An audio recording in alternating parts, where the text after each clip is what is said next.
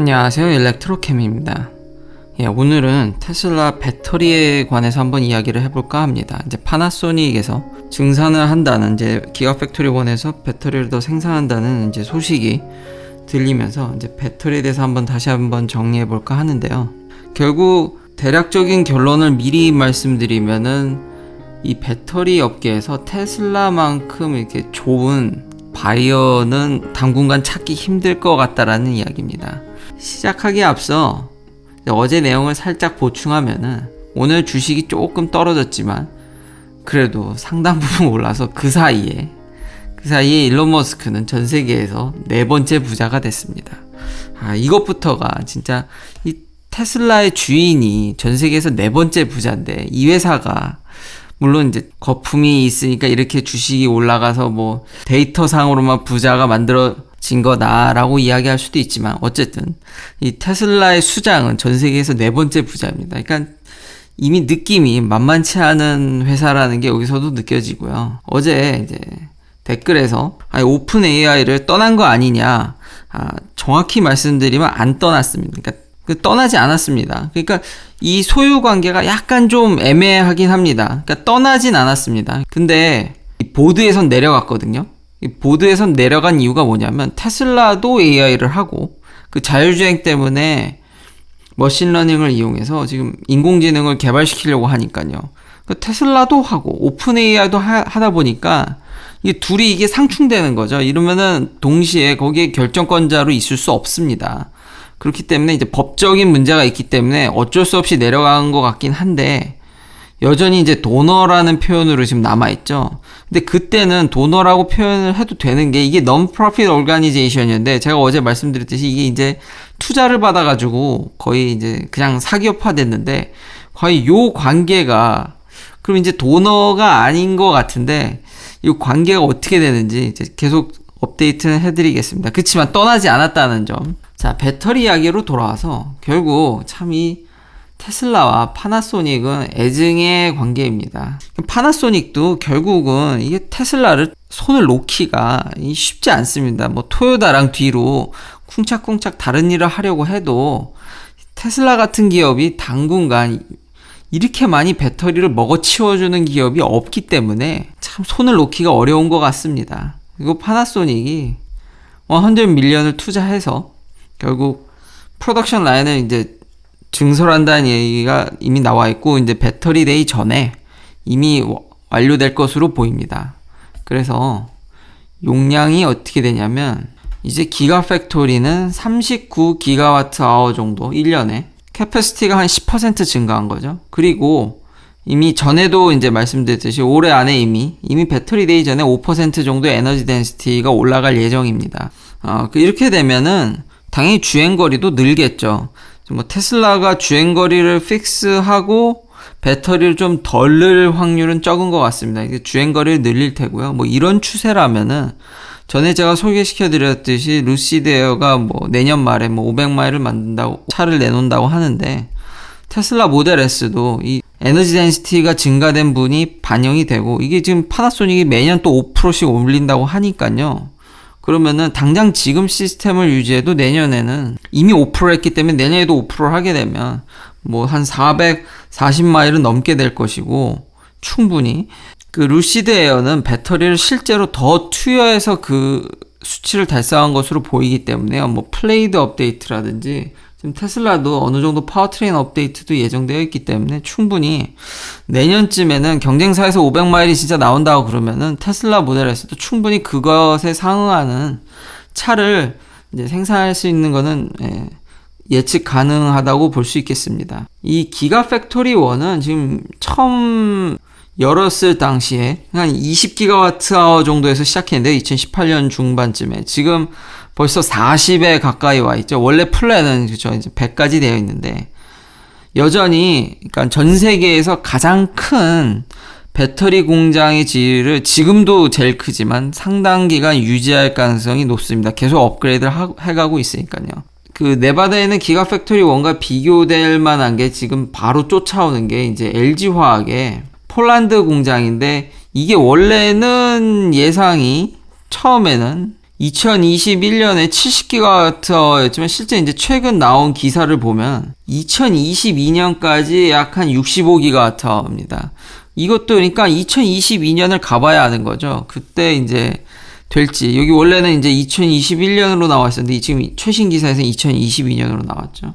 그때쯤이면 지금 아까 말씀드린 대로 기가팩토리 1도 지금 뭐 이건 플랜이니까요. 그러니까 회사들 플랜은 늘 변하기 마련이니까요. 기가팩토리 1이 한 100GWh인데 이런 추세로 또 업그레이드를 한다면은 충분히 여전히 2020년이 가도 전 세계에서 가장 큰 배터리 공장으로 존재할 확률이 좀 아직은 여전히 남아 있습니다. 예, 이렇듯 전 세계에서 가장 큰 배터리 공장은 테슬라가 소유하고 있고요. 작년 이 매출액 기준으로 보면은 이 지금 파나소닉이 만드는 모든 배터리는 다 지금 테슬라가 지금 전기자동차는 거의 다 소모한다고 봐도 무방한데 2019년에 한 4.5 빌리언 달러 정도를 이제 테슬라한테 다 그냥 갖다 바친 거죠. 그러면 LG화학은 그때 작년에 한 7 빌리언인데 아니 이러니까요. 이 정도면은 지금 작년에 그러면은 LG화학이 토탈 판 배터리 양의 65% 정도를 테슬라 혼자 먹어치우는 겁니다. 그러니까 정말 이 배터리 업체들한테는 테슬라를 이게 손을 놓기가 어디 지금 이렇게 한 방에 많은 배터리를 그냥 단방에 소모해주는 회사는 아직은 없습니다. 지금 LG화학은 이 7 빌리언 달러 정도를 팔기 위해서 정말 수많은 회사들에게 팔아서 달성한 건데 단 한 방에 테슬라를 잡으면은 정말 어마어마한 배터리를 팔 수 있기 때문에 정말 매력적이고요. 근데 올해는 심지어 이 세 회사로부터 다 받기 때문에 여전히 그러니까 차 판매가 좀 줄더라도 워낙 테슬라 차량들은 배터리 용량이 현재는 크죠. 주로 배터리 용량이 큰 차를 위주로 팔기 때문에 차 판매량이 설사 조금 준다 하더라도 여전히 배터리 업계에 있어서는 큰 손을 자랑할 확률이 높고요. 그리고 차가 덜 팔린다 할지라도 테슬라는 정말 배터리를 먹어치우는데 이게 오늘 진짜 메인 주제겠네요. 그러니까 배터리를 먹어치우는 데는 정말 어마어마한 대식가라고 해야 될까요?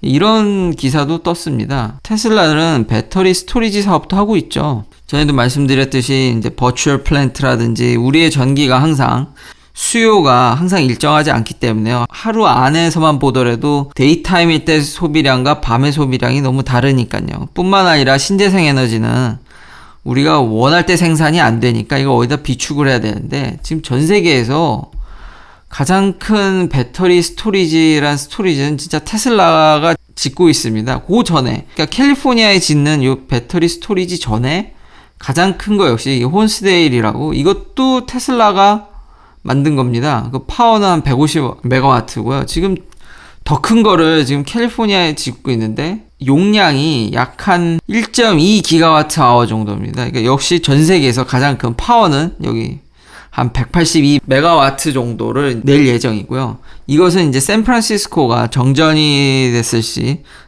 이제 이걸 대체하겠죠. 약 한 6시간을 서포트할 수 있는 양이랍니다. 뭐 이렇게 되면은 가정에서 따로 파워를 갖고 있지 않아도 정전에 잘 대비가 되겠네요. 아직 이 시장이 지금 예측치지만 그렇게 크진 않습니다. 뭐 이 안에서 뭐 랭킹을 따지기에 누가 뭐 ESS를 많이 만드느냐 따지기에는 아직은 앞으로 발전된 양에 비하면 좀 적은 편이죠. 올해도 이게 이 정도 할 수 있을 이미 각국에서 신재생 에너지의 부분을 정말 엄청나게 늘리고 있기 때문에 이 테슬라의 배터리 부분은 아주 전망이 밝다고 생각이 됩니다. 왜냐하면 이게 좀만 찾아봐도 테슬라는 이 지금 에너지 스토리지용으로 메가팩이라는 걸 이미 상품화해서 팔고 있습니다. 기업들한테 혹은 이제 정부라든지요. 테슬라 자료를 보면 이미 테슬라는 이런 것들에 대해서 굉장히 규격화를 했고요.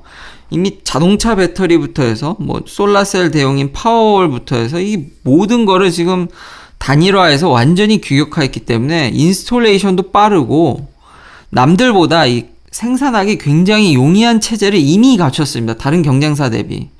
물론 뭐 시장이 이렇게 클 예정이니까 진짜 이렇게 크면 본격적으로 다 뛰어들면 뭐 테슬라와 비슷해질 수도 있겠지만 현재 테슬라 같이 이런 시스템을 잘 갖춘 회사가 없습니다.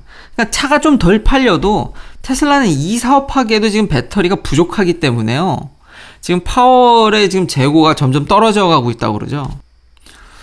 이렇듯 배터리 업계에 있어서는 어마어마한 큰 손으로 당분간은 정말 시장을 좌지우지할 확률이 굉장히 높습니다. 그런데 이 친구가 지금 자기가 또 배터리를 생산한다고 하니 정말 시장의 그 미칠 파급 효과는 정말 어마어마하죠. 아까 파나소닉이 한 증산한 이제 양으로 해서 생산할 수 있는 차량의 대수는 적게는 40만 대에서 많게는 한 50만 대 정도를 예상하고 있습니다. 이것은 현재 테슬라가 올해 이제 차를 팔려는 목표와 굉장히 잘 부합해 있고, 여전히 중국에서는 지금 LG화학에서 받고 있으니까 대략 지금 이런 추세라면은 보수적으로는 이제 잡아도 올해 차량 판매 대수가 50만 대는 가뿐히 넘길 것 같습니다. 왜냐면 중국에서는 LG화학이나 이제 CATL에서 받을 거기 때문에.